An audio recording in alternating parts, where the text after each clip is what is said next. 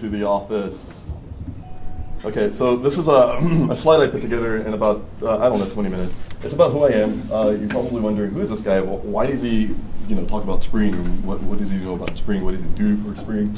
So I'm Mario Gray. I'm the Spring developer advocate here at Bootiful, of course. You've probably seen me on Spring Integration book back in 2009. Pro Spring Integration with Joshua Long and Mark Louie and Andy Chan was the biggest contribution to the Spring project. Spring Integration was one of my points of reference for the industry that I was working in, which was the banking industry. And we had a lot of integration points for mainframes, open systems, WebLogic, and another application stack that IBM uses. I think that's WebSphere. So components coming into our open systems applications were originally codified with EJBs and straight up J2EE stuff. And we kind of said, no, we can do this better. So the architecture team, brought in Spring, and I brought in some components to do things like Solar and Lucene searching and message queuing, abstractions. All your beans are in the context when you start up a new project. Kind of like our Spring starter here, only it was corporate specific. So in that corporation, you had really codified requirements, and you put them together in your architectural framework repository. So Spring came really instrumental there for 6 or 7 years. It was amazing. The next thing is I worked at a bunch of startup companies in LA, doing stuff like streaming, transcoding video, REST endpoints, really microservice type of stuff, log type of data, log structured databases, tracing and all that good stuff. I probably didn't do enough testing, which is why I'm here now, because we need to test all of our code. And learning that is one of my strong points, is learning testing and telling people what I know about testing and how I think testing can affect you and your relationship with bugs.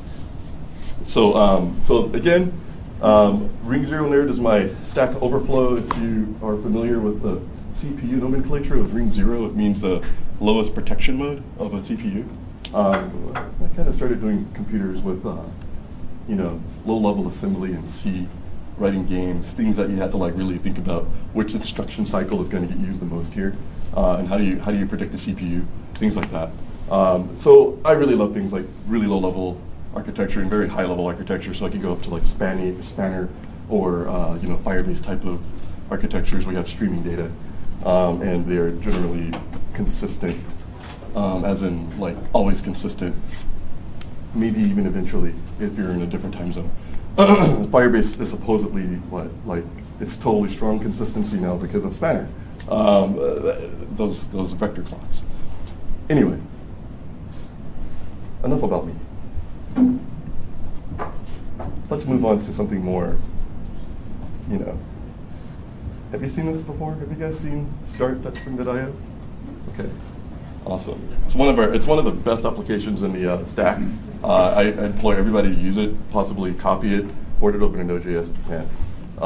If most people can do it too locally, that would be awesome. NPM just starts up Spring, just alias npm equals curl start.spring.io with all the options. Right? So what I'm talking about today is testing. I really want to talk about test-driven development. I'm probably going to make that my corner case. I want to talk more about the primitive parts of testing, and then I want to go up to the primitive parts of testing, which is JUnit and assert.j, matchers and stuff like that. Then I want to kind of progress and say this is as a rule what testing is to people, to me at least, because it's more of a corporate civic rule. You want to do good for your business. You want your business to make money. Well, in order to do that, you have to write lots of code.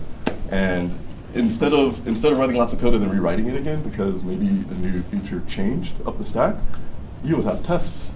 Tests can codify whether your business logic work or not. And those tests should match your business. They should match where your code is going to land for your business. You're not going to be able to continuously deploy software if you're not testing all the time. Or you can, but believe me, you'll be rolling back a lot too. I've been to too many places where that happens.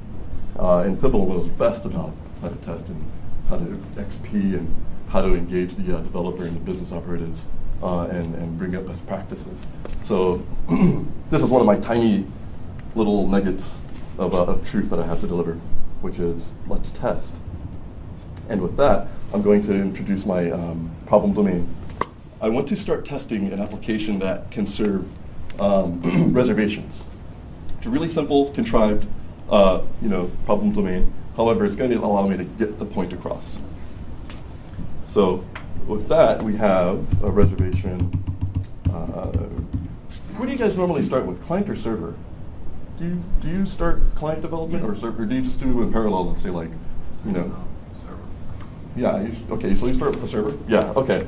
So I'll start with the server here too, and I don't need these dependencies. So for the server, we're going to need a web server. We're going to need JPA. We're going to need H2 for our ephemeral database. That'll assist with testing, since we're not going to stand up a Postgres anywhere. We're going to need something like Spring Cloud, Contract, Verifier, and Lombok. Is anybody familiar with Lombok? Is Lombok dangerous? Is that like is that the coffee script of the Java world? No, it's not. I love Lombok. It's I feel like it's more like Lodash of the Java world, because Lodash, I was unfortunately enamored with Lodash of the JavaScript world for so long that I pined for it in the Java world, and then Starbucks man showed me Lombok, and let me get to that.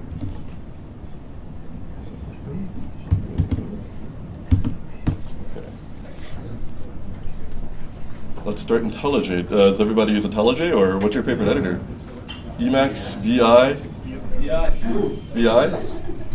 Cool. I want to start giving these tests. I want to start giving these demonstrations with the Enzyme editor. If anybody knows how to build VI or Emacs with the Enzyme server, I don't have to use IntelliJ anymore. I can just go ahead and use Enzyme and VI or Emacs. I can completely be ridding myself of windowed components that take up 5 gigs of RAM when I just need to text edit. Visual Studio Code is also a good one. It's something that I like to do. So let's go into a test. So this is a test, and I'm going to delete that test because I don't want that to get into my code yet. The first thing I'm going to do is explain why I'm doing it this way. What are the TNets? There's like literally 3 TNets of test-driven code, and these are okay. So this is not me. This is Bob Martin. He talks about this. He's the Agile Manifesto dude. So you're not allowed to write any more production code than you have for tests. You're not allowed. Actually, no, that's wrong. You're not allowed to write more production code than to make a test fail. So then the next thing you want to do is you want to write more unit tests to make your production, your compilation pass.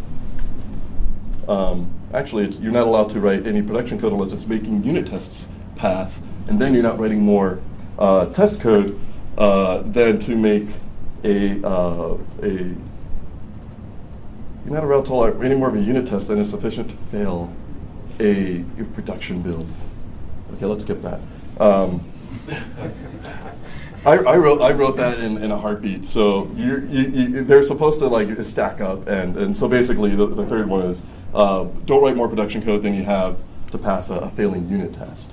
The second one is just blurry. It's like no, that doesn't make logical sense because you're not allowed to write any more of a unit test than is sufficient to fail, and compilation failures are failures. So I guess yeah, that's true. So compilation failures are failures. If I start writing a unit test, I'm going to get to a point where I just can't go anymore because I don't have that class. So let's try that.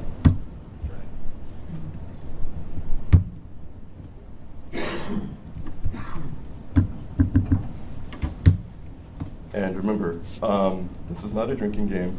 What I'm going to say is I will be fighting with my keyboard a lot. Reservation test. Okay, so our first class is just a standard JUnit test. I'm going to use the test annotation and say something along the lines of public void test should construct. That's about as simple as it gets. Usually tests should be very simple, very cheap. You should be able to write many of them. And with this, I will go reservation equals new oh gosh, see. So So usually you'll have like a red and blue, or I guess it's a green and red team. One person codes and the other person writes production code, or one person writes tests and the other person writes production code to back up those tests. I'll be both. So we have a bean that we want to create called reservation, and the reservation bean is just a standard, ID with some state. So we'll have an ID, and then we'll have the name of the reservation. And I'm going to use my Lombok no-args constructor. This automatically, you're already familiar with it, all args constructor. And how do I get getters? Do you guys know that? Data, yeah. So I love that. It saves a lot of time. You don't have to worry about it. You see those annotations, and the next person that is reading your code, it can instantly grok what's going on. They don't have to wade through lines of getters and setters. Data also gives you your hash code and your toString methods as well. So you don't need to re-implement those unless you want to, customize it. So we have a reservation bean now, finally. And then I'm going to show you what, we've all written JUnit tests. So, assert that, let's see, what would I do? Assert reservation match. Hi. Yeah, you can come in. Okay. So I'm going to start with a hamcrest matcher. Are we familiar with hamcrest matchers?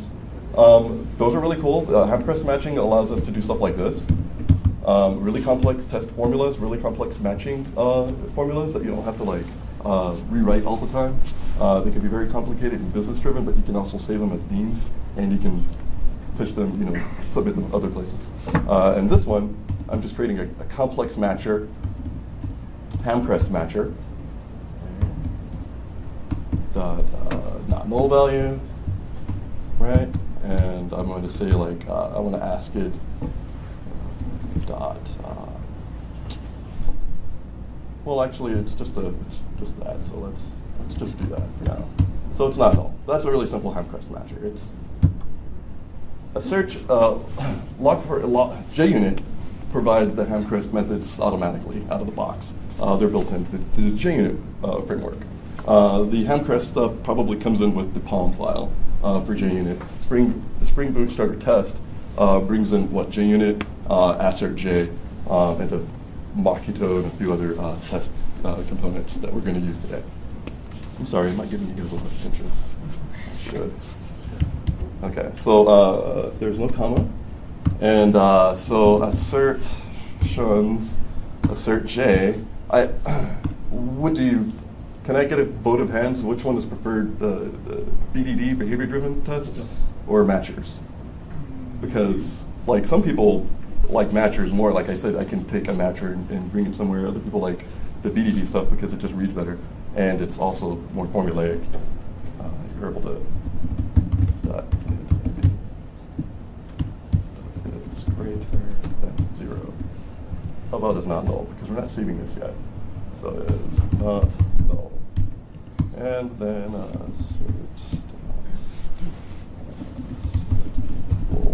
this is your standard log for JUnit. This is your standard JUnit assert. That's all I'm doing here. Just to let you guys know that it's still there.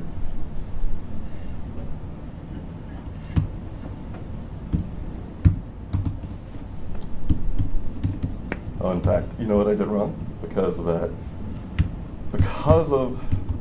Yeah, you gotta type it and everything. Well, did I forget? There we go. God. Yeah. Okay. So yeah, there you go. So let's stick with assert J. It's what I stick with throughout the demo. Matchers. I like matchers a lot. I've been playing with matchers a lot more, and I'm like, dude, matchers are awesome. So I'm not saying anything bad about matchers. I'm just saying that, my demo does not include matchers throughout the whole gamut. I do, assert J. And I'm proud of that because I like assert J. In JavaScript, we would use assert, we would use a framework that was a BDD framework. I didn't mention that. I did a lot of JavaScript in the past. passes over. Okay, so we know that works. Now the next thing I'm going to do is I'm going to store this into a database. How do I do that? Normally I could just, bring up a repository. I guess here I'll do the same thing, but I want to test first. So if I'm going to test it first, I'm going to call it reservation entity test. So the reservation entity test is going to get, is this in a base package? It is. Bring it up there. There you go. Ah, that's better. Okay. Reservation entity tests. This is going to be a standard Spring Boot test. So I'm going to run with that Spring runner. Hi. Get over there. That's class. So this will bring in the Spring JUnit bindings. I'm going to ask it. Actually, no, that's all I want. It's Spring Boot test. Don't really need that. In fact, get rid of it. So, what should I test next? I should probably test that an entity manager is available, and that entity manager can save data into a database and bring it back out of the database, intact. And that's what I want to do here. So, autowired test entity manager. Do you see what's wrong here? Test entity manager hasn't even been wired up anywhere. How do you even know it's there, Mario? That's easy because I can say data JPA test. Data JPA test.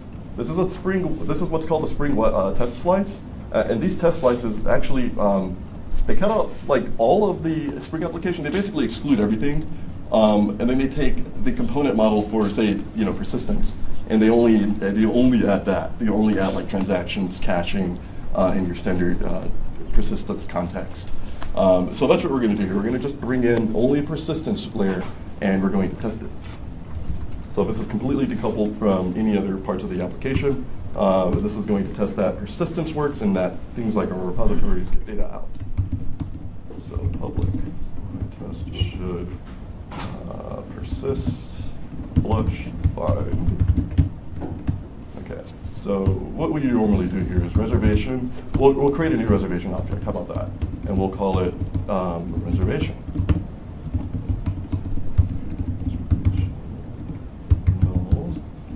And it's for me. Now, the next thing I want to do is say test entity manager dot. The test entity manager gets wired into our test context by the data GPA test, of course. I'm auto-wiring it in, and I'm saying, hey, it's a template, actually, for the entity manager. So it's not a real entity manager. It's more like a delegate. It'll allow us to do all of the things that entity manager does, plus a couple of test-specific things like this method here, persist, flush, find, which does exactly what it does. It persists, it flushes the hibernate cache or the entity manager, and then it finds that object back out of the database. And in this case, it's going to use like an H2 or something like that, and bring it back out. So it's ephemeral.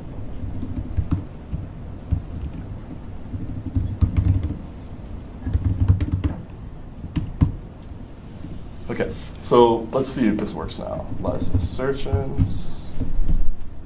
Assert that entity that is not null.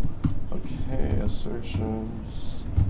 Assert that entity that get ID is not null. I want the can I interact with you guys? What type of test conditions would you give to an entity test? You want to ask it like what? Does it exist? Is there an ID?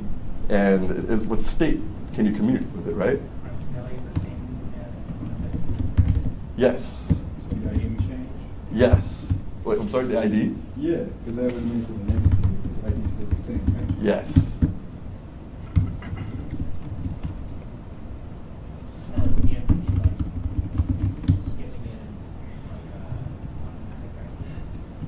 One more test here. So I'm going to ask it if there's a number.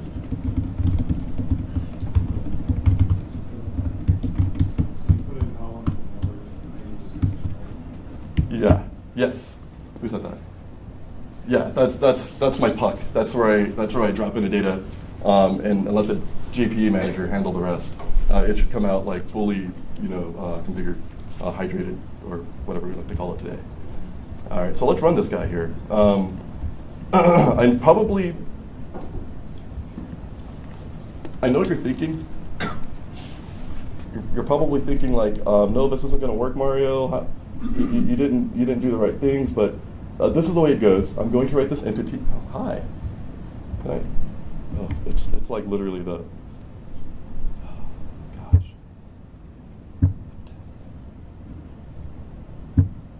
There. So in order to test, you have to crunch your fingers. It's Shift Control. There's this FN key on these new Macs because of the strip, the Apple Watch strip, the little Touch ID thing. What do they call it? Set it so they show up all the time for IntelliJ. Yes. Well, we need to do that. That's well for IntelliJ only. It's application specific. Amazing. Yeah. Cool. Okay, so this failed. That's good. Pro tip. Seriously. And for Emacs, don't forget that too. For Emacs, make sure it shows up for Emacs. And IntelliJ. All right, so an entity. All right, so obviously our entity doesn't have anything about it telling us that it's an entity.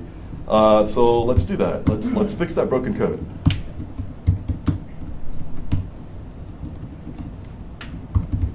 Generated value. So this is, although we commit or something like that, right?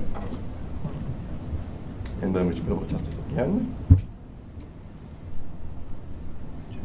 And if it works, then good. We're going to move on to the next agenda. Great. So look at this output here. This is the cool stuff. So what do we notice here? We noticed that Hibernate's getting started up. We noticed that there are tables that got created and that there are queries. Like if you needed to know what query is going to get used, this is it. This is how you get that query. So we have logging turned on. And did you know that logging is turned on by default in the Data JPA test class? Because the property mapping for Spring Data JPA or Spring JPA Show SQL is set to true. So if I wanted to, I can turn that off by going into my application properties and then overriding it.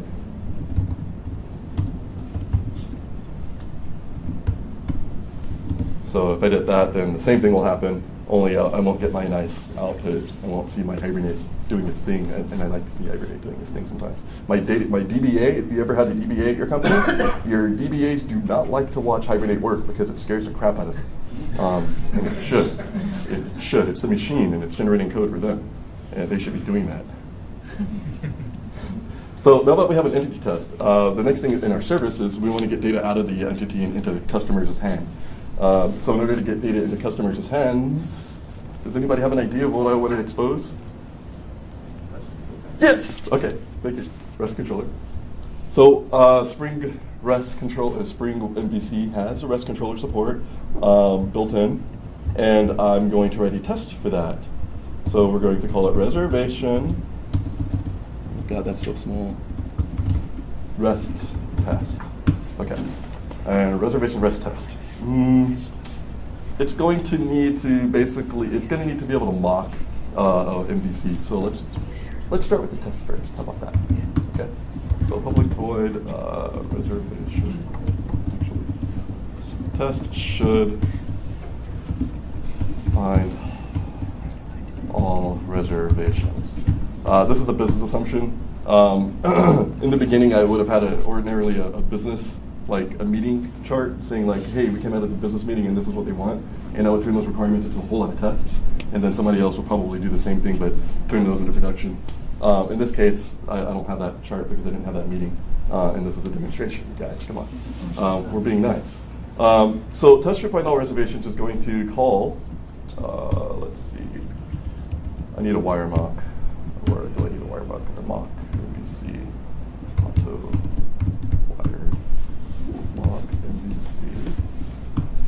Okay, so this is something that you guys are going to be keen on knowing, that I'm very keen on knowing. Mock MVC. Run with Spring Runner class.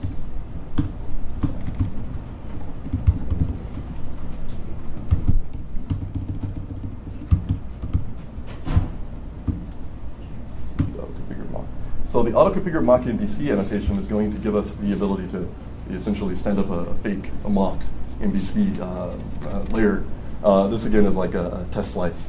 It gives us a mocked MVC layer though. Yeah, let's close that. I'll show you what the mock MVC does. In order to get walk MVC to work, I need to wire in the contracts for the MVC endpoints. And the MVC endpoints are things that are probably code in my controllers, but in this case, I want to test an abstraction, and I want to test something that's just testable, so I don't want to call up my controller and test that. So what I'll do here is I'll provide a before method, public set up, and then say mock MVC dot perform, mock MVC request builders. So what we're basically going to say is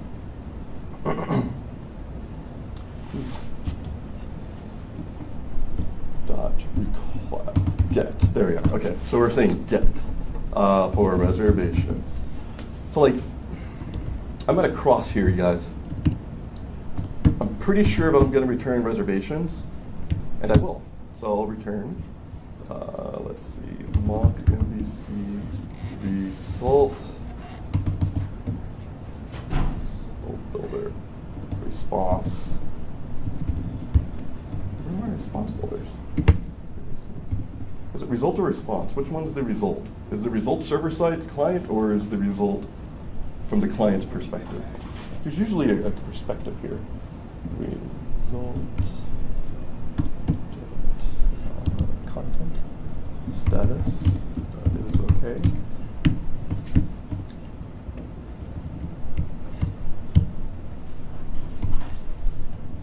My bad. Oh gosh. Yeah.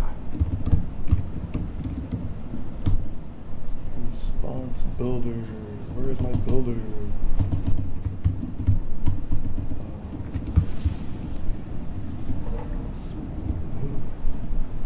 Gosh. Okay. The response builder, it failed me. It's not in the same space, actually. It's here. Is it response handlers? Is it mock MVC? Result masters, request builders. And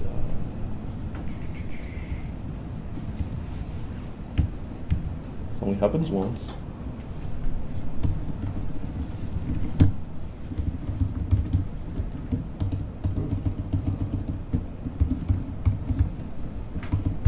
Which one of you guys returns an MVC result? Let's get that. Let's get the code out for that instead. I won't mess around with that, you guys. Let me get the code out for you and let you know what I'm trying to demonstrate that I can't remember right now. That's weird. Testing. Let's go into service. Let's go to my rest test. Oh, that's the old one. Oh, we don't want to see that one. Oh.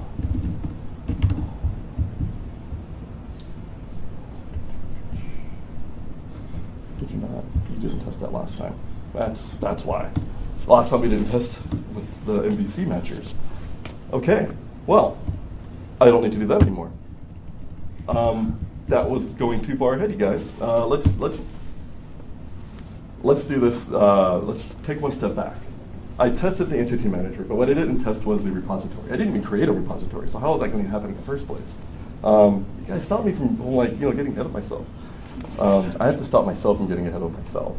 So let me delete the rest test, and let's backtrack. So we missed an entire test.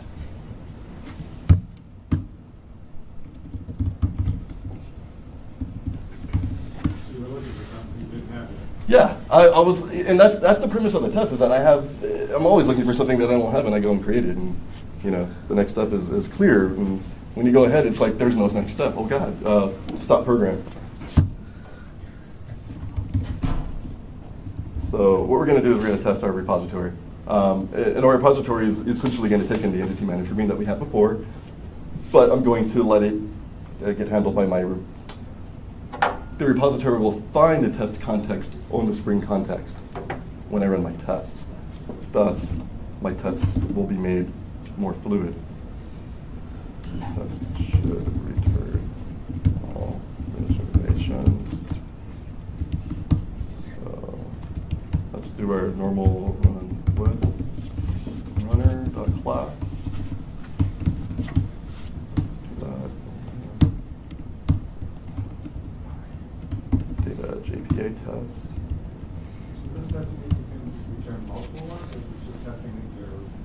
This is going to test the repository that I don't have yet. Yeah, I'm gonna get there. So I'm gonna ask about a repository, and it's gonna say like I don't have a repository, and I'll create the repository. So let's do that. Actually, we can do that now. We can say autowired reservation repository. See, I didn't create one anyway. Okay, so that failed, and obviously that's useless right now because, well, you can't get that far. So let's create that class. Okay, so this is a Spring JPA repository.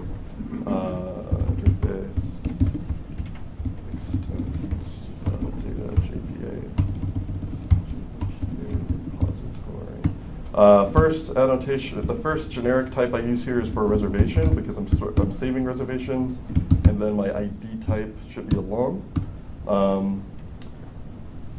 Usually when I put in one or two like custom query methods, I'll do one here. So I'll call it like collection, reservation. Dang. Nice. Zing! Wow, yeah. Well, let's do it then. Let's write the test.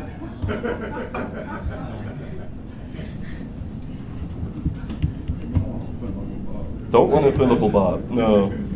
Yeah.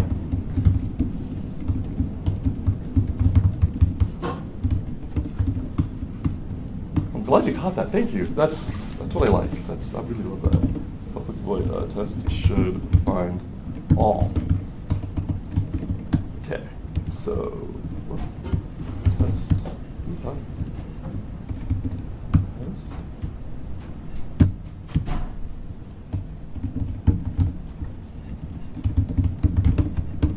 Just going to create a new reservation bean.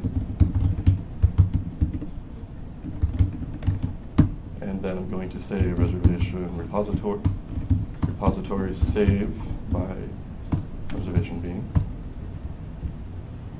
Save returning type? Yes.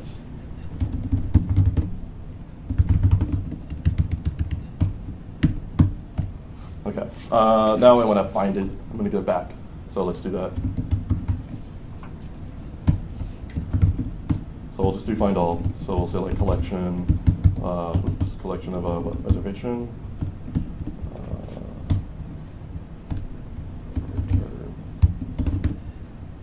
Equals find all. Okay, and now I can ask it questions, like, you know.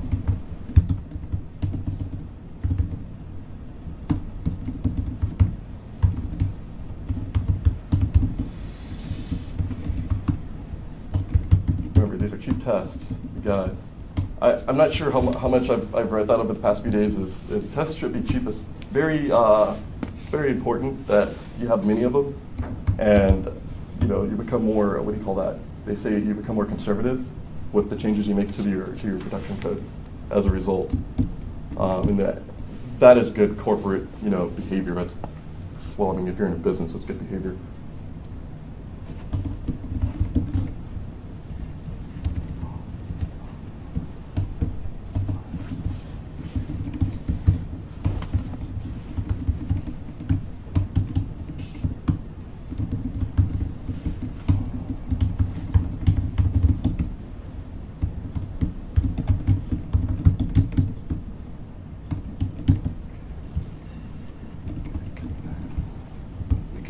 Right? Is this allowable? Are you guys? Did I hear somebody cringe? Like, no, you didn't just get an iterator out here. Why do you do that? I think a cert that has like some collection assert comes in. Oh. Like maybe a cert that returned and then outside of it dot contains maybe. Oh, nice. Contains only. Oh, nice.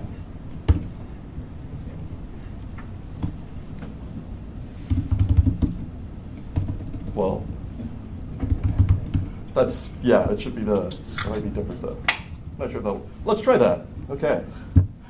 It's one of those questions where your equals probably aren't gonna match.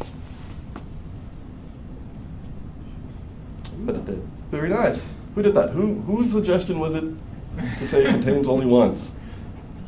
Good for you. Good on you, man. Like it. Okay. That tested. No individual in your program There is no individual in peer program. There's no I in peer. Well, there's the aim, but how about peer program? We'll start with the peer program. Okay. The glare. Okay, so we've tested the repository. Let's go through one more repository test with like Makito. I can test that.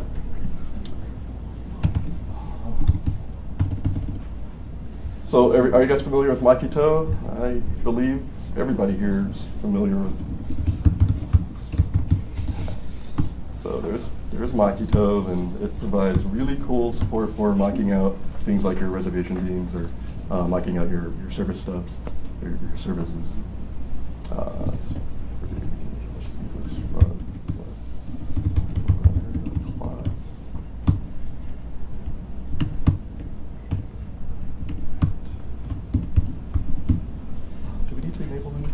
No, probably not. So I'm just going to start up use a called reservation repository.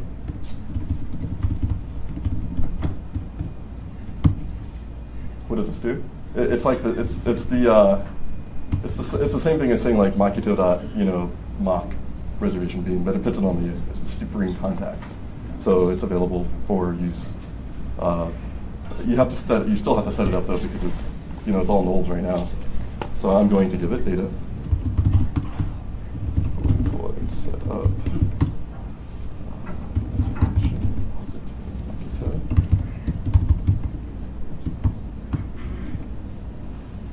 Mock it. So is Makito like a thing about like mojitos? Is that? The logo looks like one. Okay, so I was wondering. I was like, were they trying to hint at something? I guess so. Yeah, I like the name anyway. It's pretty cool. I think there's a JS library for Makito. Don't know about that either. You guys probably are like, he just mentioned JS twice. We're suspecting this man now. Who is this guy? That's the beast that I'm dealing with right now, okay? That's the beast I'm dealing with. It's trying to... Oh, did I do that? Semicolon? Oh, one more. Oh, God. No, thank you. You guys are the best. Yeah, so that's what we're going to do. We're going to tell the repository, hey, just return a record. Return a collection with one record from your find all method, and then I'll test it. Probably don't need to go into the test code for this. You've seen it before. Good? Can we move on to Makito? So if you're testing Makito, you're going to do just, I better go on with the test or else. That's public. Void test should find all.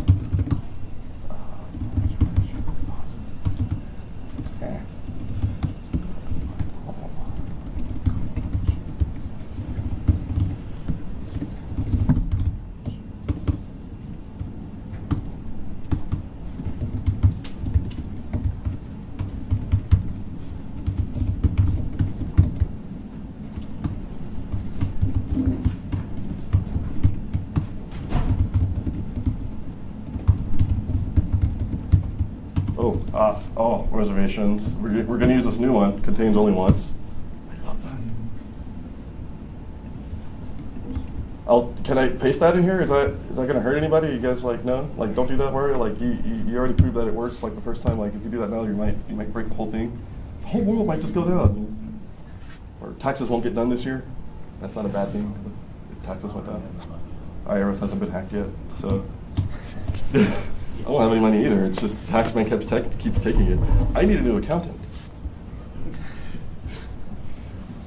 Okay, so that was the Makito test. The Makito test was, yes, sir. Well, why did you create that Makito test? Isn't that just testing that Makito is doing what it's supposed to do? Pretty much, but I wanted to just illustrate that you can wire a bean onto the context, in your test context using Makito. Using the mock bean, you want to be able to provide like certain a contract. You want to say, hey, I want this to always return this collection, and it should have this shape. Here's a reservation that goes in it. So all of your tests might implement or extend a class. You might subclass it later on, or your setup is like in another test, in a suite or somewhere. The reservation movement test. Yeah. Are you required to auto wire the key master as well? You know, you can mock it if you want. You can mock the reservoir. Well, yeah, you should. But the reason why is that, look, your repository will fail because it cannot find a test entity manager. So you need an entity manager. You could wire up your one yourself, and that's kind of like a functional test, though. It stops becoming a unit test.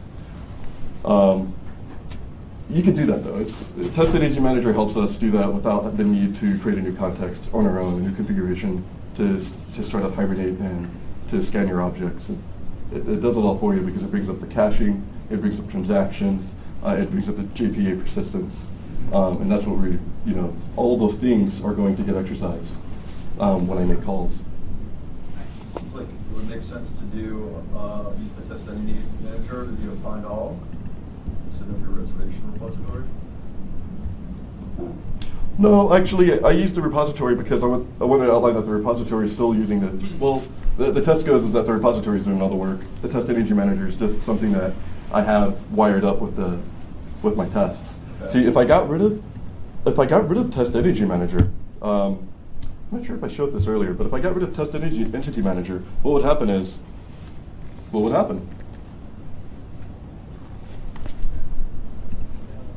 You made a real one. It actually pulls up on H2. Yeah. So let me run this. Did that test actually work? Yeah. Well. Yeah, that's fine. I don't need that. I don't need to wire in the test entity manager bean. Every version is Yeah. Yeah. Okay. So because it's already on the context, there's no need for me to use it. You're right. So actually, the test entity manager didn't belong there. Just the configuration, just the repository, and my what was I doing? My annotation for dated JPA tests. Dated JPA tests is the thing that brings all of those components in. So it'll bring in the test entity manager. It'll wire up JPA. It'll bring in the caching layer. It'll bring in the test transaction layer. So putting the test entity manager on my own test didn't do anything. It's just I have a question. that was kind of left over. Is the Spring Runner from Spring Framework or Spring Boot? That is Spring Framework. That's this is old. This is like, I don't know. This is like from 3 or something. Back in the old days. Okay, so that was the repository. Usually you can do something like not public collection.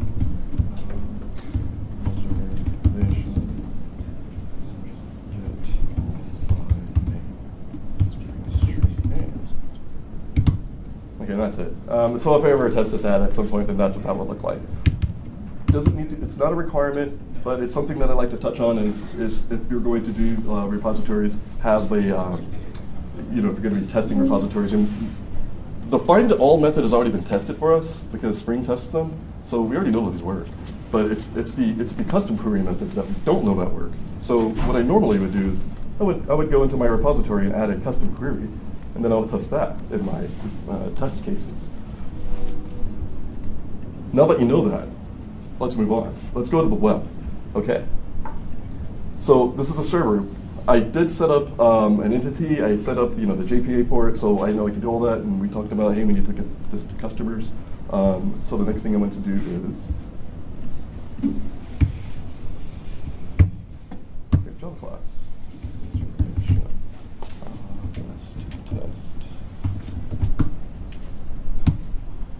Now let's see if I can get through this one without stumbling on that word. I don't even know what that word is. I think it was like result request matcher. So class.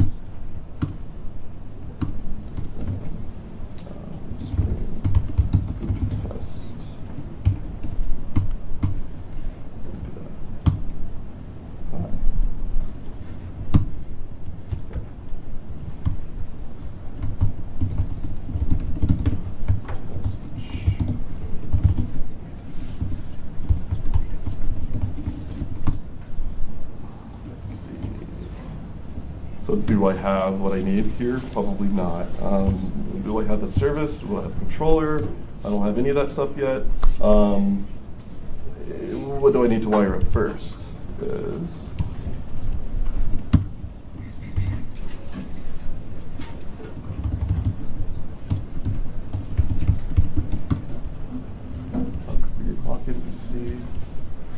so I built a REST, didn't build a REST endpoint, but I want a REST endpoint.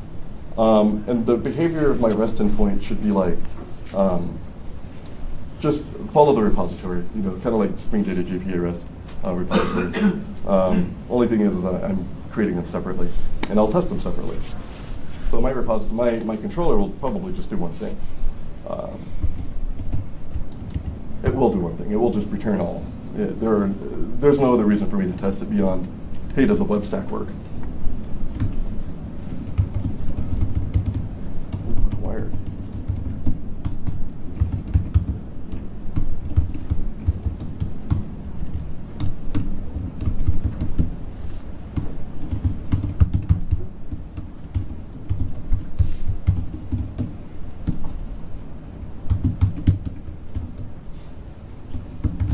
Now, how long will I go before this actually doesn't work? Before I start needing to type actual production code? I can get quite hairy with mock because I don't have the server requirements. My server requirements are at the server side. This is a test. Anyway.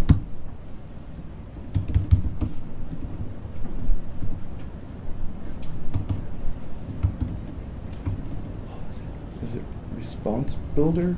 Oh God.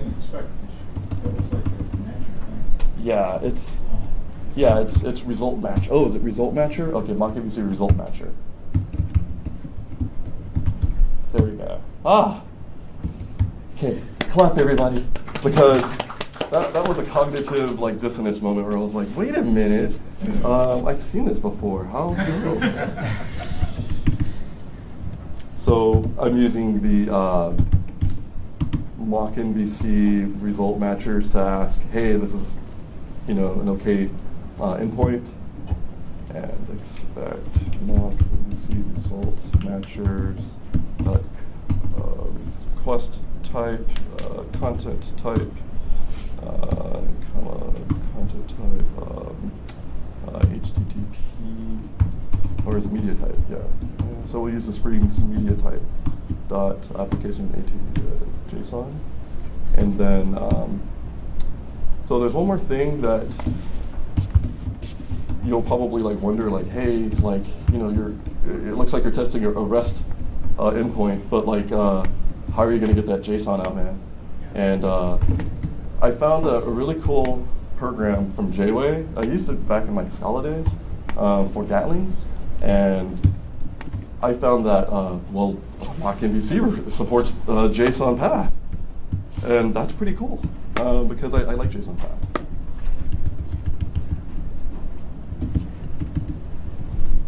Hi. Oh, my bad. Zero ID name dot value. All right. Okay, there we go. Okay. No more ums. If somebody can help me out, if I say just knock on the table or mention Node.js or something, and I'll catch myself. Okay. So there's nothing here. This won't work because it's expecting things that aren't. I haven't set up any data yet. I haven't done anything. I haven't even created a controller. You guys should be really wondering what is this guy testing? He broke a test. Okay. So I don't have a controller. So let's create a controller.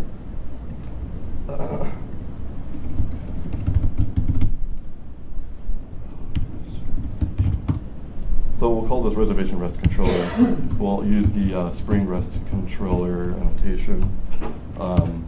And I guess we should expose a method, get mapping for /reservations. And then we're going to say collection of reservation, right? Get all the reservations.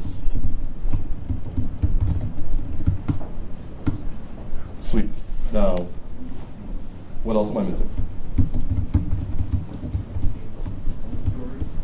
Oh, thank you. I knew you guys were watching, man. Thanks. So yeah, I'm missing the reservation repository. What's your favorite method of injecting these things, huh? Yes! Because that's the only way things should be done these days. You know, it basically decouples your application from having to use auto-wired beans. To know that a bean is in your context means that you don't know what's in your context, and you want to know that your beans are in your context, and you don't want to have to tell the programmer on the other side, yeah, you make sure to wire it up with these things, because they're not going to see that. The signature of your classes are going to do that for you. So it should make your code easier to scan and read. That's me, and that's, you know what? In Scala, I used another framework with Scala, and I have been on the whole constructor injection since then. And they're getting it in JUnit 5 so that we can do that with JUnit. But right now I'm coding with JUnit 4. So if you've noticed, I've just been using auto-wired for that stuff. So when we get revised, you'll see some really cool constructor or method injection. Okay, so get all reservations is what we're going to call. I'm not calling it. It's going to be exposed. So there we are. Now, you know what we need to do? Yeah, that's right. We need to include some data before.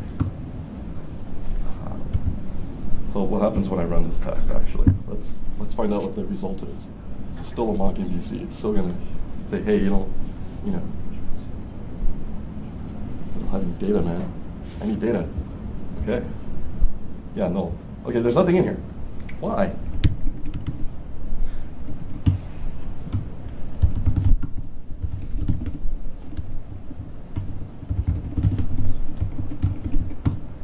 I'm trying to get used to more talking along with my code rather than thinking and then talking and then coding, or then coding, thinking then talking. Code, think, talk. It's a thing. It's. I'm still. I'm writing at 60. It's pretty windy up here, you guys. So let's see. What do I wire this guy up? If I am to return data out of my bean,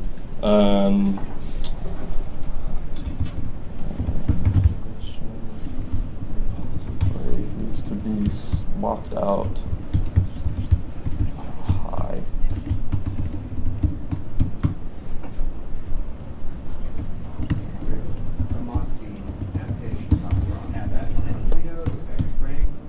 It's a Spring Makito integrates. It's just Spring framework, mock Makito. Yeah, it provides all of the boilerplate for that, for what I want, at least. Oh, Makito Hunter? Runner. Oh, Runner, no. Spring Runner. Correct. Yes.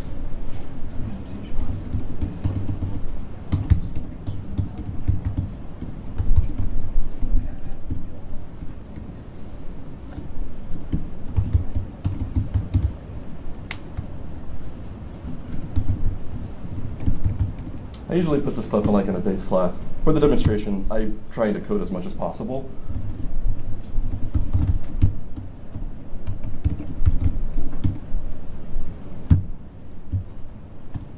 Okay.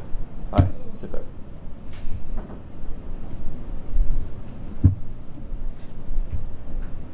Oh, that's gonna work.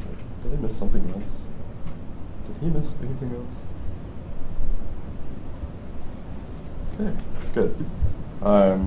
Great. So now that I've mocked my MVC bean, I've mocked the MVC stack, and I'm able to talk to my REST controller. It's going to stand up Spring MVC. It's going to stand up my REST controller behind that test slice. The component that I'm using in my REST controller needs to be able to return data, so that's why I mock it out and say, hey, whenever this guy gets called, return this data. So this can go for any controller. Remember, all of the Spring apparatuses are being tested here. This isn't just like test the endpoint. This is Spring. It's wiring up without transport. Your test doesn't mention the reservation REST controller at all. How do I know you're really hitting that? Good question. Auto-configure mock MVC will do that for me, and let's see, Spring Boot test. So the context is being wired up automatically. The Spring Boot test is going to find my beans. It's going to stand up controllers and stand up repositories. The repository is mocked out. So when it stands up my controller, it's going to say, hey, you need a repository. It finds my repository here, and it replaces it with my mock repository. Now when I call it using mock MVC perform, the mock MVC will see that I'm calling it, and it'll take its version of my stood up controller with my mock REST repository anyway. The mock MVC Yeah. is the It'll invoke. test container. Correct. It'll invoke the controller's get method, right? As you would if there is an HTTP or TCP transport at the other end. This is transportless. It's all just by wire or code. What do you call it? Message.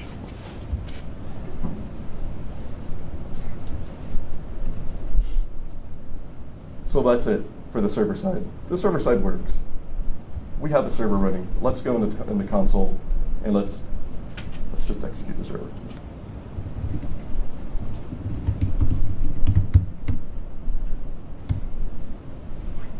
So if all else is if this is fine, never used, of course not. Okay.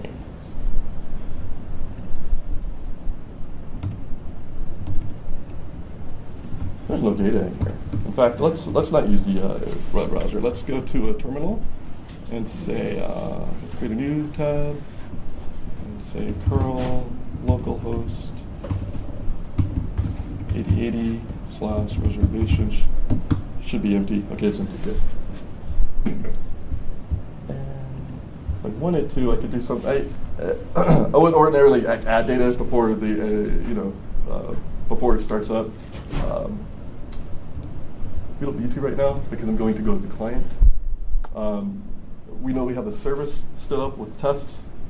The tests validate the service works on its own, given the contracts. We're not worried about things like plumbing, TCP/IP. We're worried more about how does the Spring affect? How does our application get exposed in Spring? Is there there could have been security in the middle, or any number of components in between within our web stack that we want to test. And that's the power of the Spring test slices for web and data, is that they bring all those things up. They allow you to configure these things. This part of the stack. So when I brought in my mock MVC, I said, hey, call this using your mock apparatus with my controller instantiated in it. And that's what it did, just like Spring would do when you load it up normally. Only it didn't have like the Tomcat and stuff. There was none of that stuff involved. Sorry about that, no Tomcat.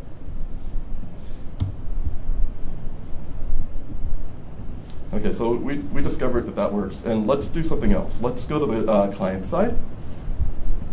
And the client side is simpler.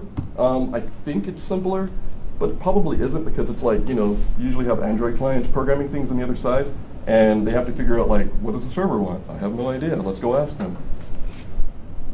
And the reason why I say that is, in my experience and other people's experience, I've had to develop really closely with the clients. And it was always, a war about, how do you test this? How do you get this thing to work properly? Who broke the test today? And we want to, eschew that. We want to not have that to deal with anymore. So there's that friction point that we are going to explore. So we're going to use Web Lombok and the Cloud Contract Stub Runner, which is what I'm going to get to last on a Spring 1.5.10 project, and I'm going to call this the reservation client.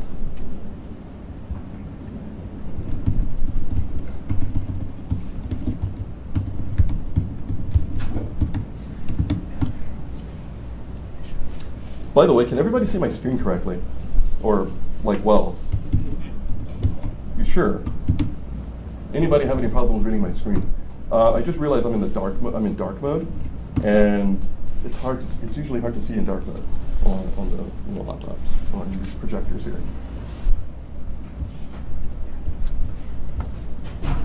Darkula. Excuse me. Okay, so a reservation client is going to involve, literally a couple of components. But moreover, we're going to get into the meatier parts of our test, because now we're dealing with like people who are going to give us money. Well, the people developing for the people who are going to give us money, which are the client developers. So I'm acting like I'm a client developer today. Reservation client test. Or actually, do we need to do this? Yeah, no, we need to do a reservation. Actually, we need to just do a reservation test first, because we don't have any entities, and not bringing in our server-side entities either. That's not good. Most people don't do that. iOS won't do that. You know, if you're dealing with a C# client, what are you going to give them? You can't give them anything to. You can't just give them a jar file and say, "Here, call my client." It doesn't work.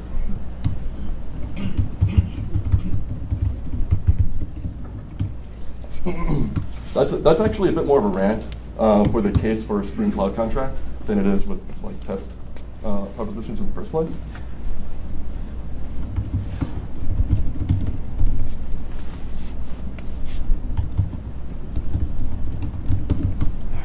So reservation. There is no reservation. Yeah. So let's create that for our client. Create the class. We're going to use all our Lombok, all args constructor, no args constructor, data, and what should I give it? An ID, yes, and a what? String reservation name. How about that? That's good. Yes, cool. Glad. All right. Yes. Thank you so much. 0. Now, so assertions is easy. 3 S's.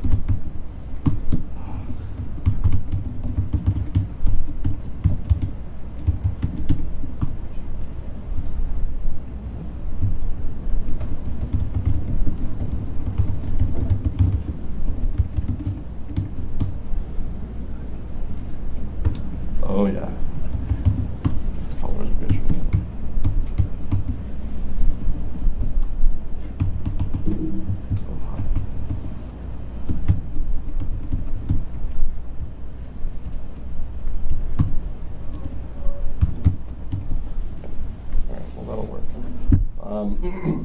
Just a quick test to get our entity working. That's all. Again, cheap tests. Maybe that's the talk name. Cheap tests with Bootiful, test-driven Bootiful. No. So because I have that, I'm going to test the client now. So I'll do something like reservation client test, and you probably see the payoff here is, well, there's no client, Mario.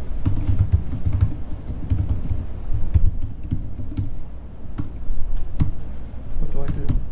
What do I do? Well, oh, there's no reservation client.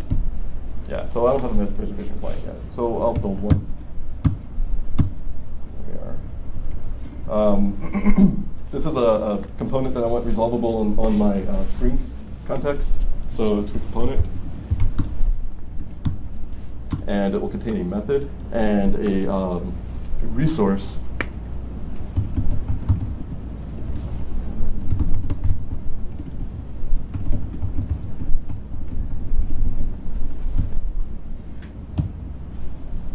Hi. Yes. There we go. Okay. Now, this is a client, so I want to say something like collection.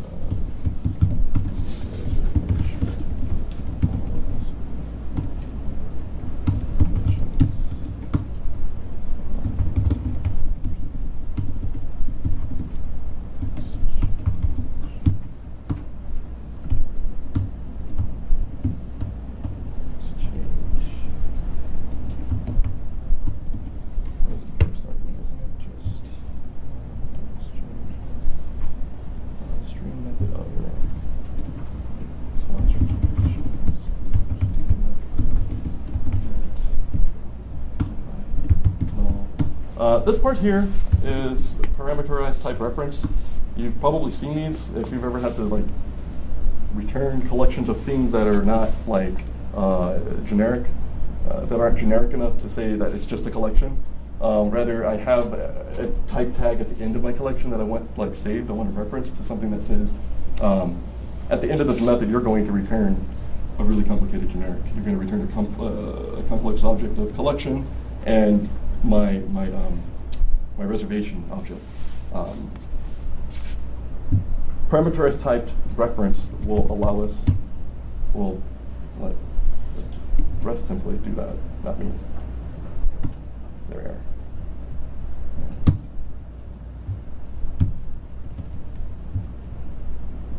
Oh, let's get body.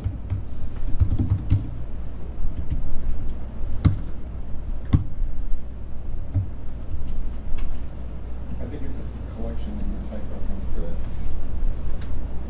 Oh, where? Didn't I oh, I didn't put the type. Oh, okay, sorry. Yeah.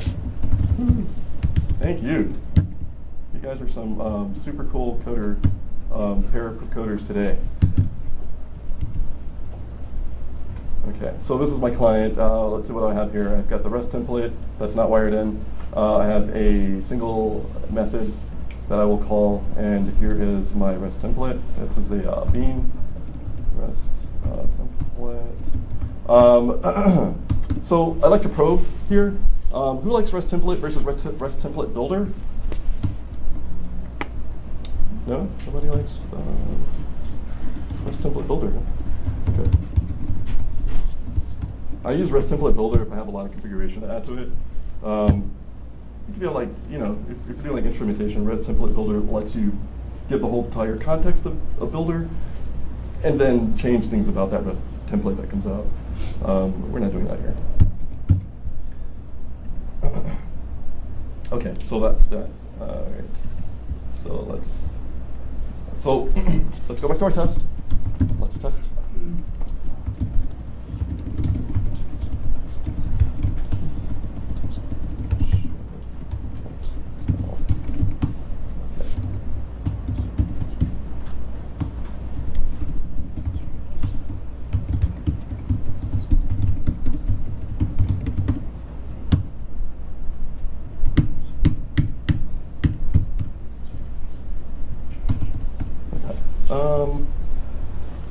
Water. Excuse me.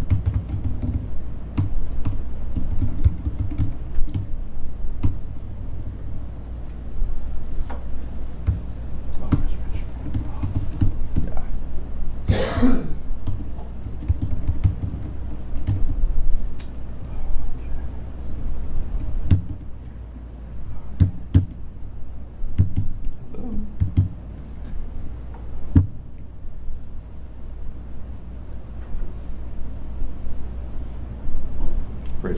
Okay, nothing came out of here. Reservation client test failed because you didn't wire in your client. Why didn't you wire in your client, Mario?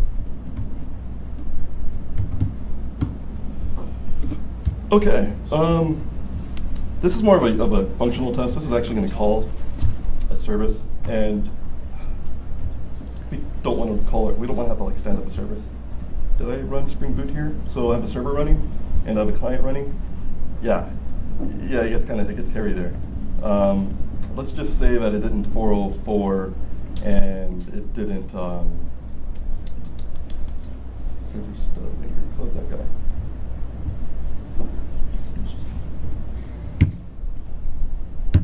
There. What was that?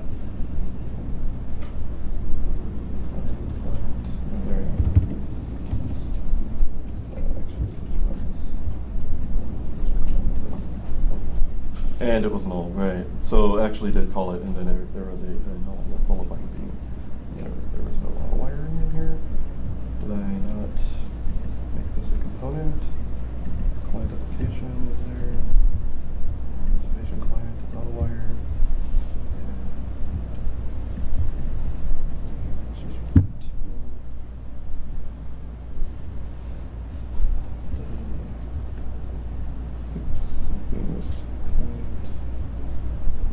Being definition, the reservation client, of course. You have no reservation clients here.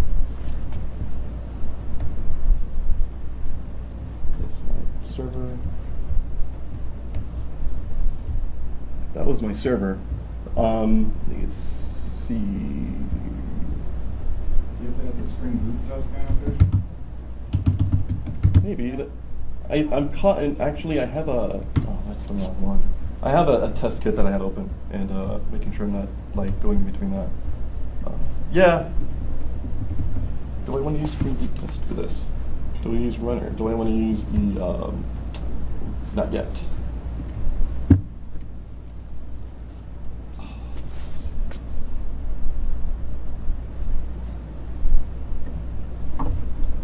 Okay, so that's an assertion, right? URI is not absolute.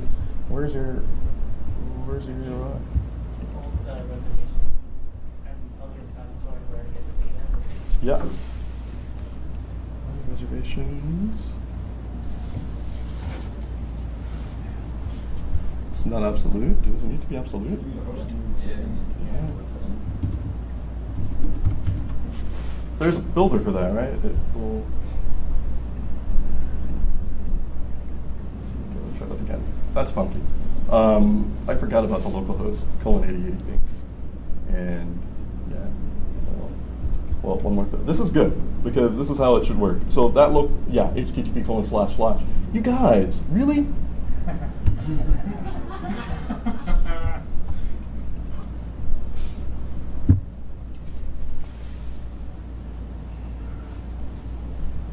Is it running?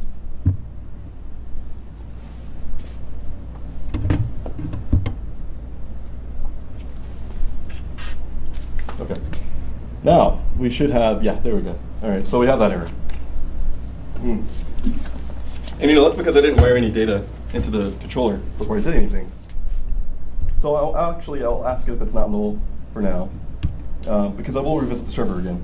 But I'm going to say, hey, this is equal to 0 for now, because there's no data, and I don't want to go in and wire data because time.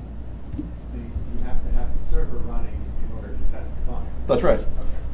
Yeah, so this is the first half of the client test. This is me showing you guys, like, normally you're going to wire up a client in your test, and you're going to have to call a service. It might be a functional service or some partition that you have saved for development and for pre-production. And that's not succinct because, think about it, you have to deploy a piece of, codified services to test, and that just doesn't work all the time. So let's do something a little bit different. Let's not deploy a server. And let's introduce like wiremock. What we'll do is we'll let wiremock return for us.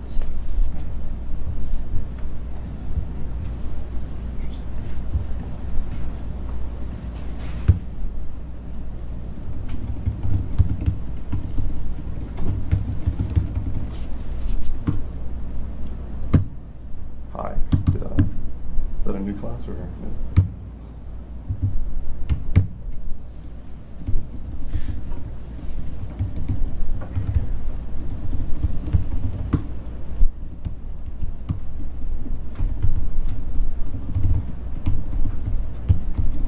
If I slow down, you guys don't think I'm like getting tired. Being up here just makes you have to like concentrate a little bit harder when you're new, at least. When you're me, I've done this a bunch of times. It's just the memory. It becomes congealed with all of the other things that I've been doing in the past 2 weeks. So now I really want to write a Zipkin name, but I'm not. I'm fighting myself here. Spring Boot test. And then, so we are going to, auto configure wiremark. So we want to bring in wiremark. What does that do? This thing here, This will give us a WireMock server. This is going to stand up a WireMock server that will allow us to expose HTTP requests for a client. So I just want to say, hey, whenever you see requests coming in on /reservations on port 8080, I'm going to give it a payload to return. It starts a server. I don't have to have my server running. WireMock server runs. It returns my mock result. So let's do that. Quickly explain what Spring Boot Test is doing rather than Spring Runner. Oh, I'm so sorry. Yeah. Spring Boot Test. Yeah, this brings in like application context. So I have beans on my class path, for instance, and I want those to get wired in. I don't want everything to get wired in. So it's gonna explore my class path, wire up beans for them, and then that's it. So when I bring in like a test slice, like the data GPA one, Yeah. it wires up that first. It says here's all well, not first, but it wires up that test slice with my beans. So my beans see just the data parts. I couldn't make a web test on like a test slice for data. I couldn't say like enable web VC tests that can do data. It just wouldn't be there. And this also, it's isolation, stack isolation. That's the key takeaway with slices, test slices, is stack isolation.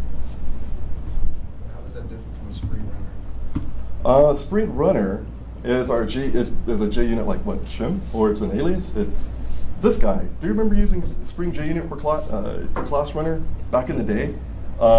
It's that. In fact, that's all it is. It's just an alias for Spring JUnit for class runner, and it annotates your JUnit 4 based test classes with that. If you like to use the test context, you could probably get rid of that now that Spring Boot Test is there, huh? I wonder. Bootstrap with Spring Test Bootstrapper. Okay. I'm not gonna go into the weeds with that yet. Test runner.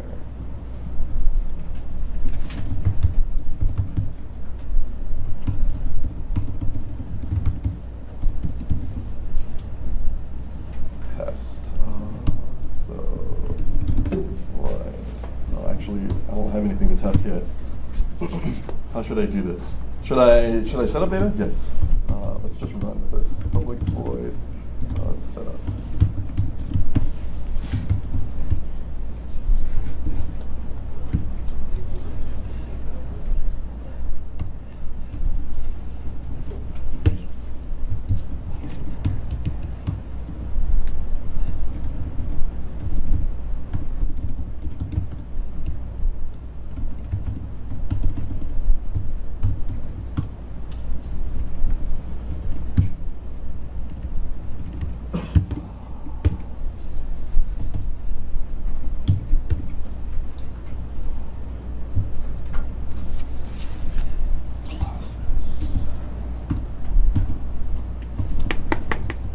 Is the test environment name of the, okay, there's a parameter I need to enter. It's defined random lock. There we are, web environment.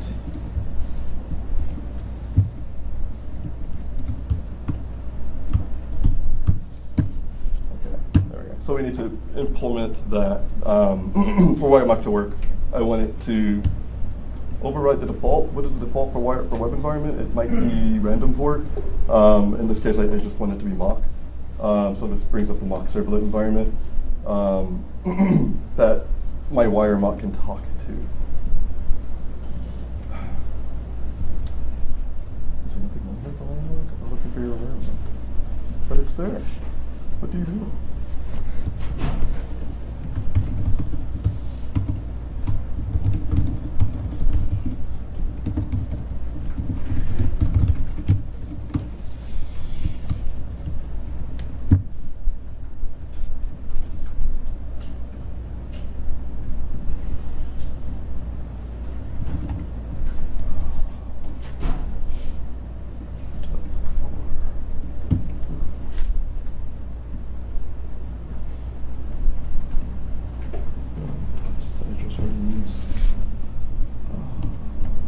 Because this guy's running.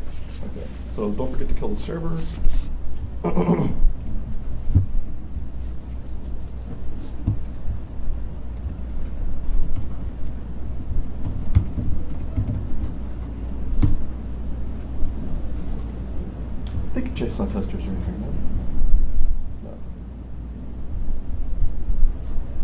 JSON testers gives us an object mapper, by the way, Faster Jackson. What I'm using it for is I'm going to expose an object mapper, and then I'm going to serialize some data with the object mapper. So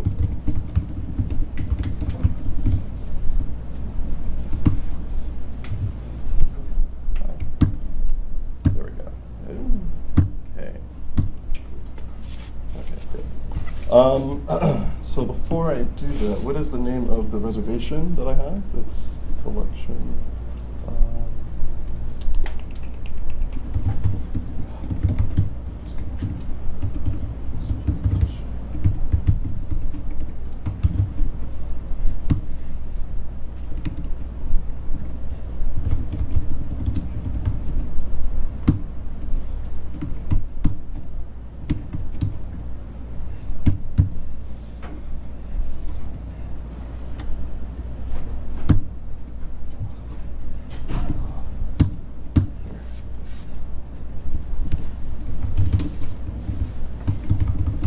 So we want to create some JSON output that simulates what a RESTful call would look like.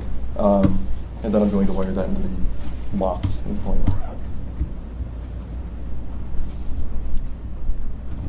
Running out of time, so I'm going to do something to test. Don't see that.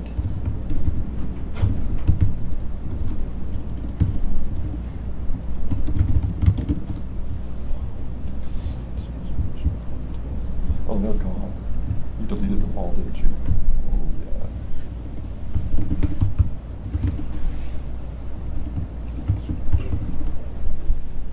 Yeah, that's not what I want.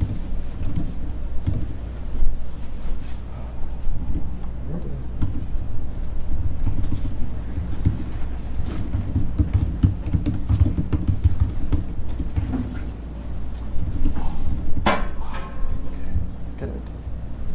I don't know where any of your source code is right now, do you?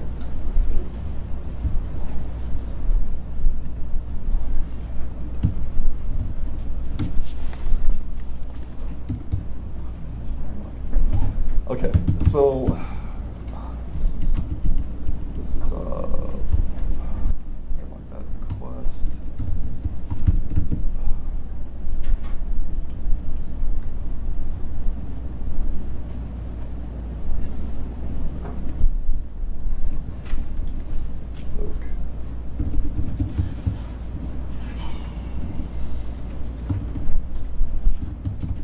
Let me find a handy example so I don't have to type regurgitate from memory.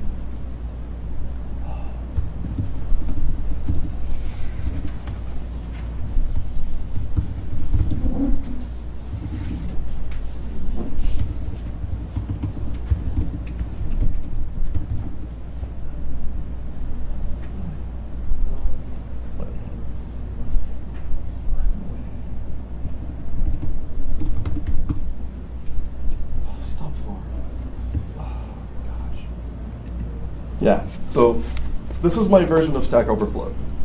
It's my code though. I could have easily Stack Overflowed this at some point, but today I'm using my own code. What I wanted to tell you guys about was how WireMock puts itself into your context, stands up a mock service, and then responds to requests, to a path, to an HTTP method. And that's what I'm doing here. I'm just wiring up a dumb web server that will accept /reservations, it will say OK, and then it will return my JSON body.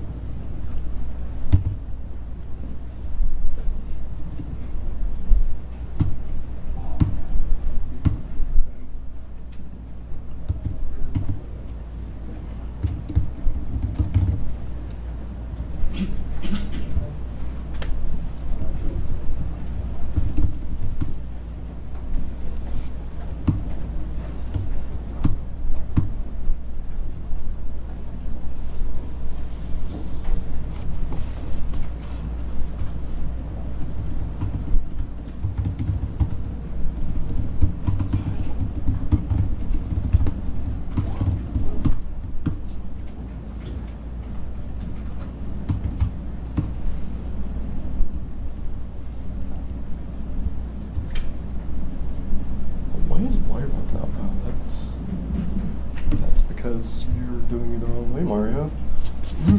Okay. So now that that's clear, let's organize our code and run.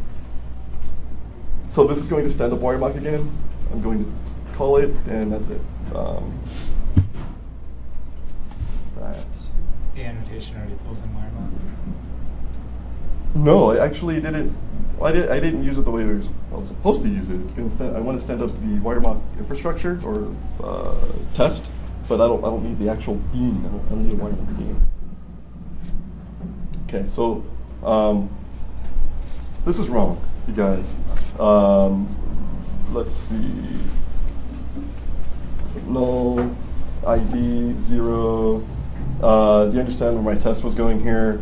Get name. Reservations iterator next get reservation name is not null. Okay, let's try that again.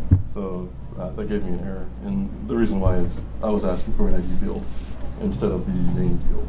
So, hi, yes. You're still asking for an ID on the next line. Where? Do you see that? Oh God. Okay. ID is null inside the. Yeah, actually, it is null. It should be null. Actually, expecting actual not to be null. Oh, it's not null. Oh.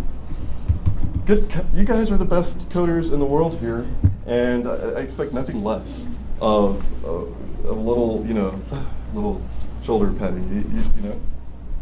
You know you've done something wrong when you're patting yourself on the shoulder, but when other people do that, that's a good thing. Okay, so there we go. So that does this. Wiremocked REST services on my client side. Clients can now test an HTTP endpoint and validate that their client works. But that's not good enough. I want to know that the service is returning the right data, not that the client can make a service to return data that it can. That's just not a really one-to-one scenario. And I have like 3 minutes. How am I doing with time here? Around 8 o'clock.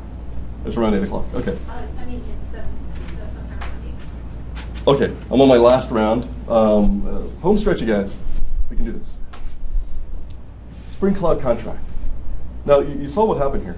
I created a Wiremock service, and I was able to stand it up on my client, and my client was able to talk to it and validate that the client works. But that's not good enough because we have servers and we have lots of people developing software that changes a lot. And I want those changes to be commuted pretty much, fast, laser-focused testing here. So in order to do that, I am going to go back to my server configuration. I'm going to go into my POM file, and I am going to tell it some things, actually. I'm not going to do that yet. I'm going to create a resources file. Test directory. Is there a resources folder in here? And we're going to call another one contracts. Oh gosh, I know what you're thinking. Mario, haha. Should return all reservations of Ruby. Okay. And that's because it's not class managed. Is it .ruby? Should it go? I'll grab the one that I have. You guys don't need to see me do this. And besides, I don't have enough time, so. Can you mark the folder as a test resources folder? Yeah. Oh, you're right. Yeah, it's not even marked yet, huh? Okay. Well, let's do that. But why didn't it do it for me? It's just not fair, Maven. Okay. Okay. Let me copy this guy here. Cat, pb copy. Okay. Goodbye. Okay. This is a DSL that Spring Cloud contract exposes to allow us to say, given a certain endpoint, I want to have a request made for something like /reservations, and then I want it to respond with a certain HTTP code, headers, and body. This contract is going to get implemented in a stub server, in a contract stub server. So let me give you that.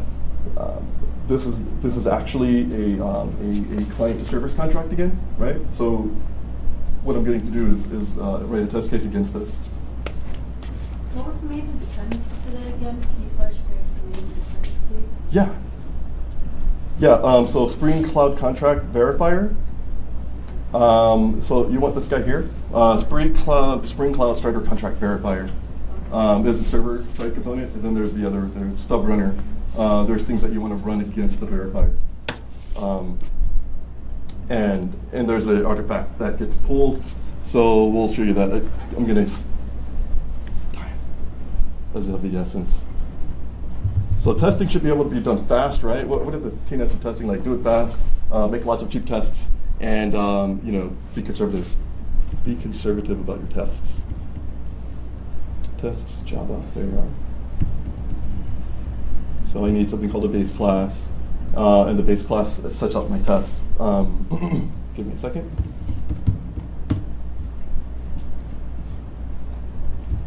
I'm not going to type the whole thing in, because if I did, it takes 5 minutes to type it. I will, however,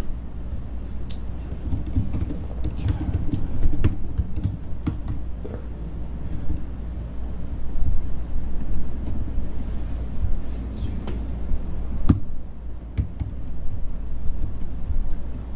Okay, is everything on my class path? Is everything look right? You're missing rest assured, buddy. You need server application. Or would you see democracy? Because it's, am I doing this in the wrong order? Oh, I'm doing this in the wrong order. This is a base class. Yeah, it's not. Why is it not returning my rest assured mock NGC? Actually, it's just not on the class path. Rest assured is not on the class path. Ooh. Ooh. Hey.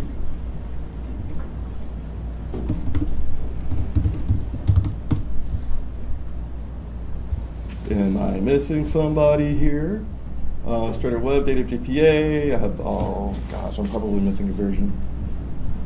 Am I on Dostin? I'm on Edgeware. Oh gosh, don't tell me rest assured is not included.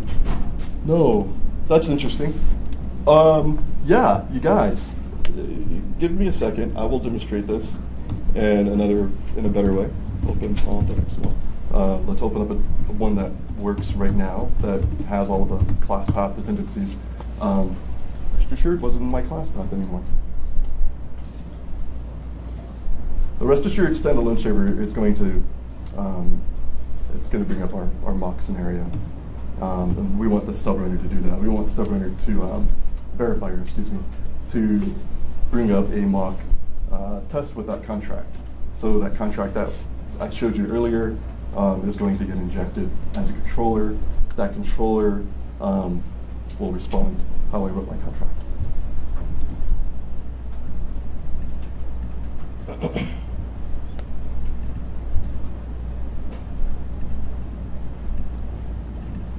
Same contract, Java class, reservation, okay, name. So everything here is the same. And then this test here, base class, there we are. So rest assured mock ABC did get seen here. Unfortunately, it isn't using all of them. Okay. All right. Okay. My next step here is to build this and install it to my local Maven repository.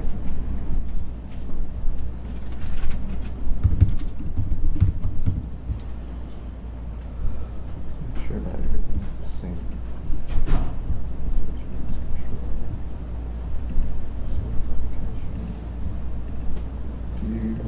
Do you see I'm missing some sort of a beam? Hi. Wow. Okay. So my stub is here. Server solo 1 snapshot stubs. That's me. I'm going to tell a big payoff. It's a big payoff. You guys, believe me, stick around. The payoff is worth it.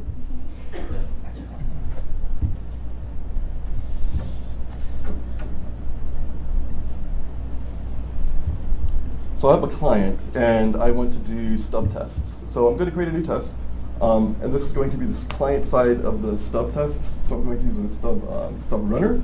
The stub runner will know how to pull down the right dependency, and then execute a test. Let's see, what did I call this reservation? Stub runner test. Do I want to code that whole thing for you guys? I could.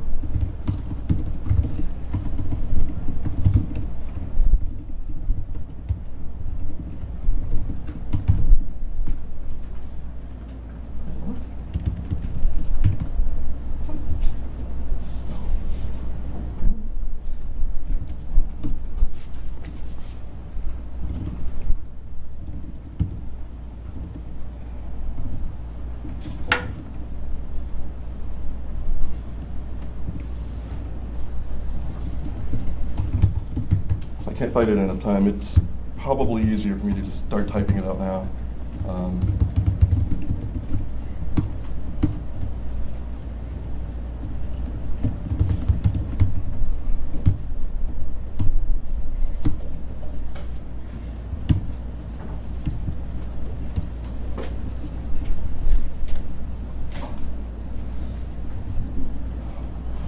Oh, gosh. So when I was writing this earlier, I wrote so many copies of it that I have literally 100 different copies of this same program, that different variations of it. Practice makes perfect. And your client class. So it already has it. Oh, my bad. Okay, so when I wrote the client earlier, I put everything in one class. I usually break them up. So let's do this. Let's do PB copy, and let's give you guys a rundown of the client tests. Reservation server, reservation client. Okay.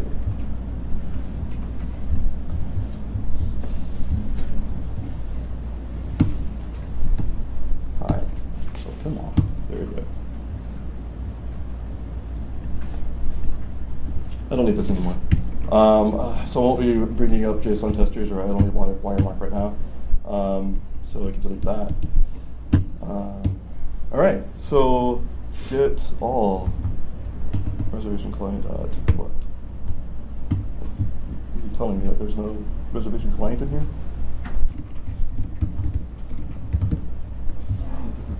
Yeah, I am in a different. Yeah, you're right. Yeah.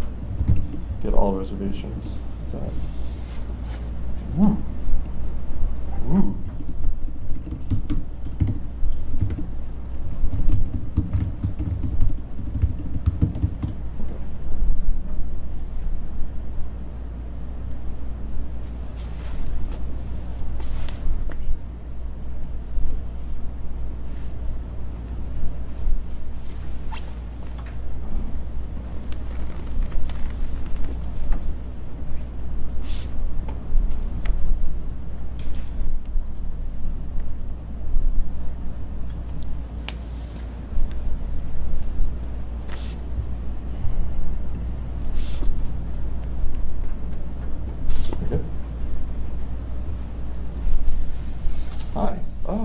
Okay, I like that too.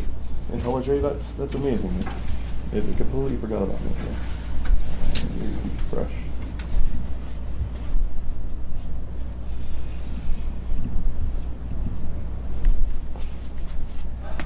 Yeah, so that was an ill-configured IntelliJ instance there. How do you like that? That's probably not what I'm going for there either.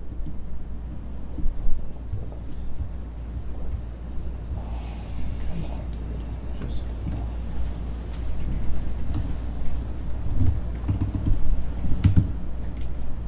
How do you clean IntelliJ's Maven? I want to clean that stuff. Is idea clean? Or is there like a clean idea where I can get rid of all of the IntelliJ hooks? Because Delete your thing. Oh, it can be that idea. yeah, no, there it is. That idea. All right. Well, I'll do that again. Sometimes it doesn't clean up. Like my file system's acting weird. I'm getting all these messages on the file system saying that it's out of sync. I can tell that the FS, async FS notifier is like way behind on the queue, the tasks. It needs to catch up. If it tells you by the time it catches up, like, hey, your file has changed, and you're like, I'm 6 keystrokes in though. Like, how did you just now get notified that this file's changed?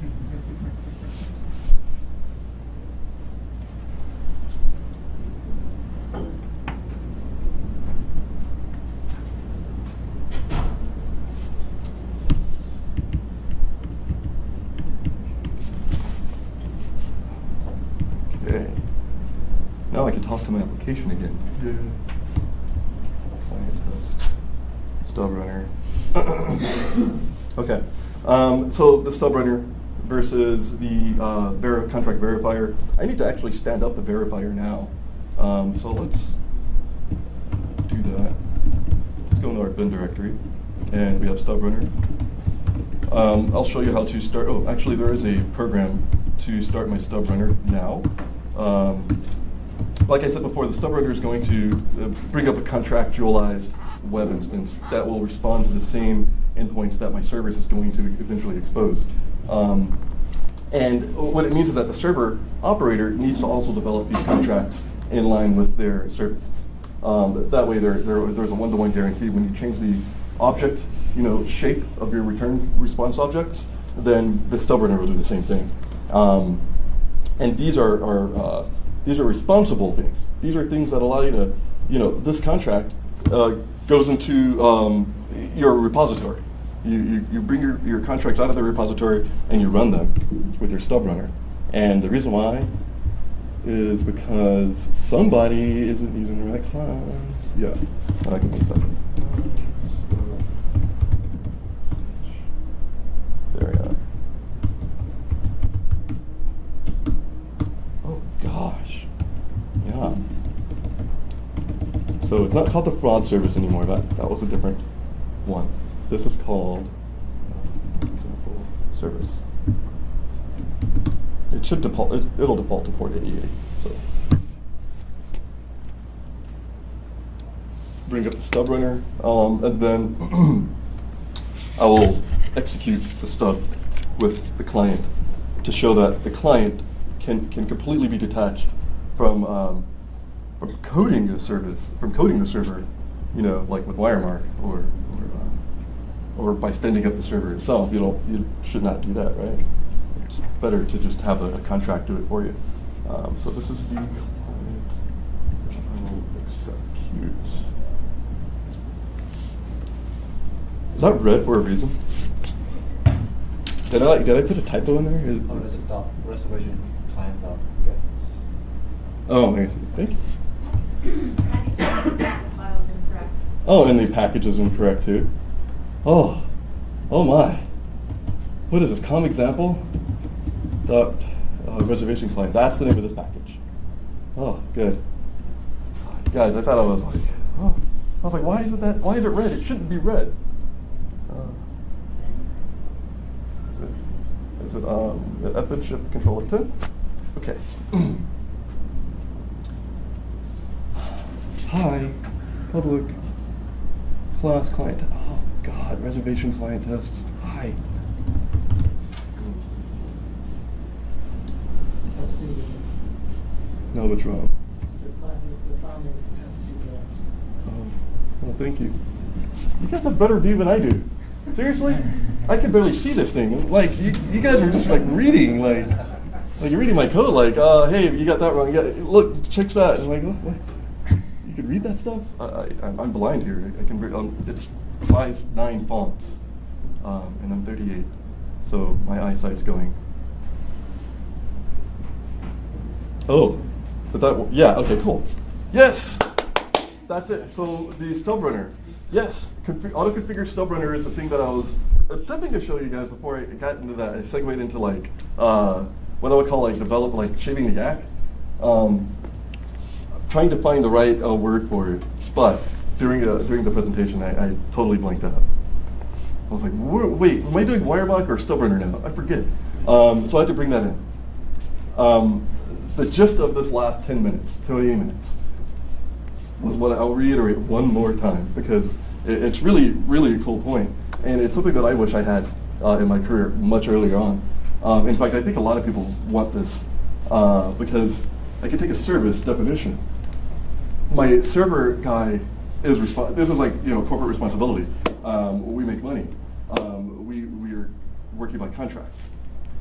My service guy makes a change, and downstream should see that change almost immediately when they're testing. And that's not immediately, but within the scope and life cycle of a normal everyday project, I'm going to be pushing stubs, and they're going to be testing with the stub runner. And I want that because then I don't have to like go back to the client and say, hey, did you get this? Or the client doesn't come to me and goes, hey, why is the field changed or whatever. I just point them to the contract and say, here's the contract. And that's a portable way. It's a isolatable way. It means that I don't have to be there to support the client. And I like that because I used to talk to clients a lot. And half the game was, how the fuck does this thing work? How the heck does this thing work? You have architects that create your sprawling REST endpoints, and then you're given the specs for what's going to come out of it. And then the clients are like, hey, none of that matches, and it's because like server guy like Mario, he put in he used the wrong package name for the return response type. So stuff like that happens, or just little business tweaks. We're using euros instead of dollars, and those things can be sussed out through contracts. And that's all I wanted to talk to you guys about was please test your code. Please test your code often. Please make money with your code because we're in this for the money. And that seriously, it's like one of the takeaway points that I got from Mike G. Paul Hill. G. Paul Hill, do you know who he is? He's the other guy. He's the other Agile. It's deliver value faster, exercise good judgment. We want to improve internal quality. We want to improve efficiency, and we want what's called external quality, like the clients. How do they see it? How does everybody else visualize our system, and how is it tested? How is the value chain affected by our testing practices? And what I understand now, and I'm understanding more, is that proper testing is really the only way to actually guarantee that your business does what it's supposed to do at the end of the day, and that you don't have like surprises where you have to roll back your releases because somebody forgot to test the auto injection component on Scala beans, for instance, right? Things like that, or that the REST employee changed, whatever. You understand what I mean? The value circle is literally complete when we are engaging in best practices of testing and ensuring that those dollars get to the right place. And that's. Does anybody have questions? Can I ask for questions? Is that even allowed at this point? It is allowed. I have questions for you guys. Do you guys have any questions? Because some of that was I'm pretty sure, but I might have skipped and spaced. Will you make the example code available? Absolutely. Yes. The example code is available on GitHub. I can get you I'll just give you the repository afterwards. If you're my specifically URL. interested in the Spring Cloud contract portion of it, if you search online for Spring Cloud contract workshop, Marcin, another guy from Pivotal, has actually written a fantastic tutorial of shared client server stubs and separated client server stubs. Yeah. Marcin? Yeah, Marcin, he's the guy. He's the man, yeah.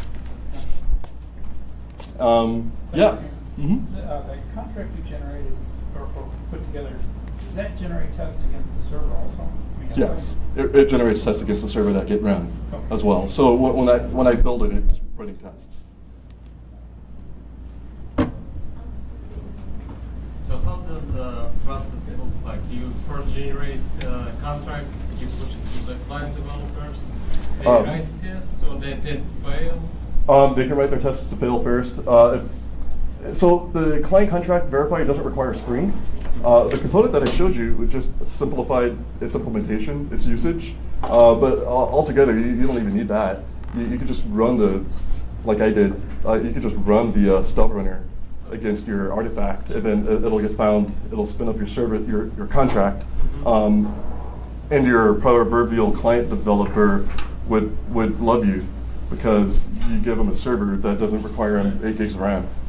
And it's a codified contract, and we love those things. If the contract the code ever changed, will that cause the contract to? Right. So, fail? correct. So when the code changes, for instance, when the shape of your object change, say I change from reservation name to reservation, you're going to see that on the client when you test. You're going to see that that's changed. So changes are reflected in your service. This is why it's so powerful, because think about it. I'm using my objects. I'm using my domain model.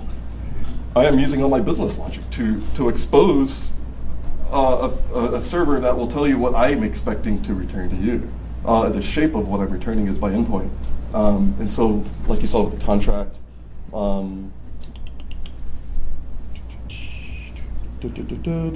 this is the body of the, so this DSL will also allow you to do things like, you don't have to code it this way. You can bring in your own objects. You can do the string mapping, and you can bring out a JSON object and have the object mapper do that for you. This is a succinct, really simple example. So I'm just wiring up an array of 2 restaurant types of things that I want you to see. Ostensibly, it could be anything else that you expect to emit as a service. And yeah, I would definitely use beams types, because they will follow your. It'll mean that your stubs follow your code. Yeah. Will this work on like at my workplace we use Bamboo to do our builds? Yeah. So run all the unit tests too? I'm not sure about Bamboo. I know from what I heard that there's a Jenkins. There's a way to do it with Jenkins. I'm not all too familiar with the CI parts of it. That's another talk, actually. You're gonna have to see me again, but in like a month. We'll do something with Spinnaker, I guess. We'll do stuff. But yeah, so that's it for now. If I had more to test, I would, but like I said before, I just want to get that word out that we can finally look at clients and servers and go, okay, they have their own things. They have their own tools to test our business with. And cloud content, it's something that I don't even understand why we haven't done this a long time ago, even with Node.js. It's like, you can just spin up a Node.js server guy, but people don't do that. I think we've got time for one more question. One more question.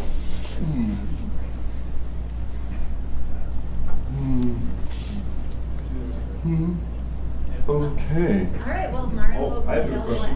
Can you use like Kotlin instead of Ruby? Dude, Contracts? yes. Ruby? Oh, no. Right now it's a Groovy DSL. You can use Kotlin for everything else, but not for this. This is a Groovy DSL here. Yeah. I'm sorry about that. I meant to say, dude, yes, you can use Kotlin instead of Java, but you said Groovy, so. Oh. I tried to answer your question before you. Right, like, oh.